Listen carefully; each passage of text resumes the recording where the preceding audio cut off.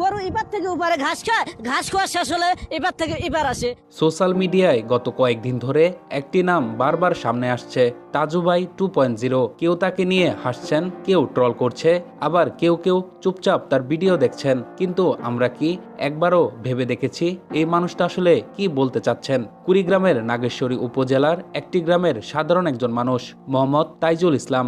না আছে তার দামি পোশাক, না আছে শহরের স্মার্টনেস, না আছে সাজানো ভাষা, তবুও তিনি ক্যামেরার সামনে দাঁড়িয়ে কথা বলছেন, কারণ তার ভিতরে আছে একটাই জিনিস, নিজ এলাকার মানুষের কষ্ট তুলে ধরার সাহস। ঈদের পর থেকেই হঠাৎ করে ভাইরাল হয়ে ওঠেন তাজু ভাই। কেউ তাকে জিজ্ঞেস করছে, আপনি কি সাংবাদিক? কেউ বলছেন, কোথা থেকে শিখেছেন এসব? কিন্তু এসব প্রশ্নের ভিড়ে আমরা ভুলে যাচ্ছি আসল বিষয়টা। তিনি পাকা রাস্তার দাবি জানাচ্ছেন কাঁচা রাস্তায় দাঁড়িয়ে, নদীর পাড়ে দাঁড়িয়ে একটি ব্রিজের প্রয়োজনীয়তার কথা